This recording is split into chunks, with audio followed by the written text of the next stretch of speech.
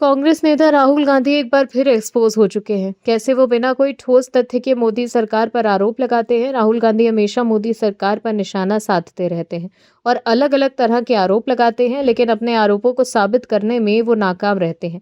एक बार फिर राहुल गांधी पर देश को गुमराह करने का आरोप लग रहा है। इस बार बीजेपी और सरकार जमकर उन पर निशाना साध रही है। वहीं अब अमेरिका से ऐसी खबर आई है जिससे राहुल गांधी कुछ बोलने लायक नहीं रह गए। क्या है पूरी खबर, बताते हैं आपको इस रिपोर्ट में। दर्शकों, पूर्व सेना प्रमुख एमएम नरवणे की किताब पर एक्सपोज होने के बाद राहुल गांधी अब इंडिया यूएस ट्रेड डील पर शिफ्ट हो चुके हैं। हाल ही में लोकसभा में राहुल गांधी ने ये कहा था कि भारत की तेल खरीद पर अब अमेरिका निगरानी क्यों कर रहा है। वहीं एक्स पर अपना वीडियो शेयर कर राहुल गांधी ने लिखा था कि भारत की तेल खरीद पर अब अमेरिका निगरानी क्यों होगी। भारत किससे तेल खरीदेगा, किससे नहीं, ये हमारी ज़रूरतें तय करेंगी, ना कि अमेरिका की मर्जी। भारत को मुनाफे का व्यापार करने पर रोक लगाने की हिम्मत अमेरिका को किसने दी।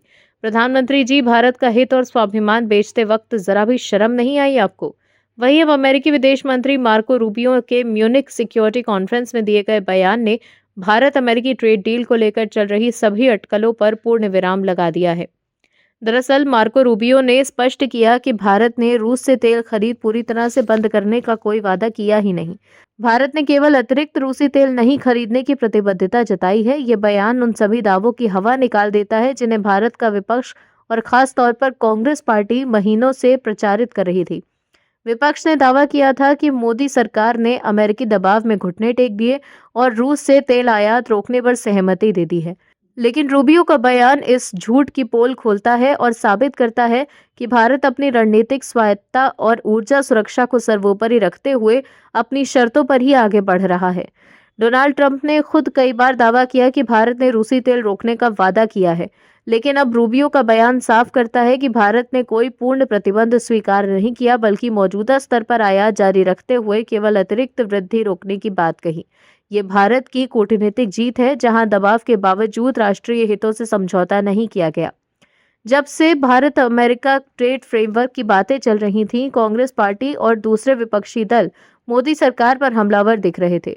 राहुल गांधी ने कई मंचों से दावा किया कि अमेरिका तय करेगा कि भारत कहां से तेल खरीदेगा, और मोदी जी ने अमेरिकी दबाव में रूसी तेल खरीदना बंद करने पर सहमति दे दी है।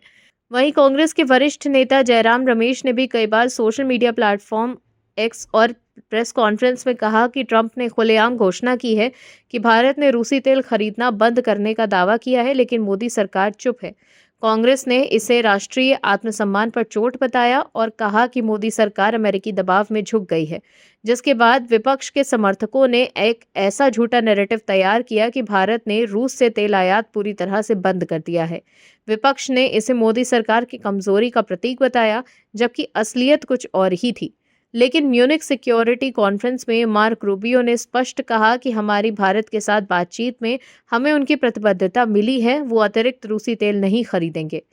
रूबियो ने यह भी जोड़ा कि अमेरिका रूस पर नए प्रतिबंध लगा रहा है और यूक्रेन को सहायता दे रहा है, लेकिन भारत के साथ बातचीत और दबाव दोनों जारी रहेंगे। दर्शकों, यहाँ अतिरिक्त शब्द सबसे महत्वपूर्ण है। इसका मतलब है कि भारत मौजूदा स्तर पर लगभग 1.5 से 2 मिलियन बैरल प्रति दिन पर रूसी तेल आयात जारी रखेगा, लेकिन उसमें वृद्धि नहीं करेगा। ये कोई पूर्ण बैन नहीं है, बल्कि एक संतुलित समझौता है।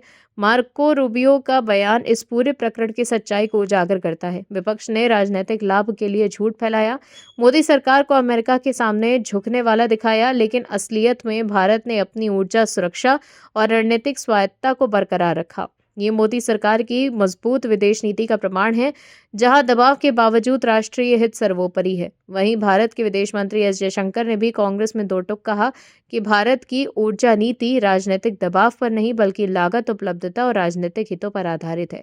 ऐसे में देश हित के मुद्दे पर भी राजनीतिक रोटियां सेक कर विपक्ष ने जो पाप किया है, उसका हिसाब देश के लोग जरूर लेंगे। आप दर्शकों से विनम्र निवेदन है कि चैनल को सब्सक्राइब जरूर करें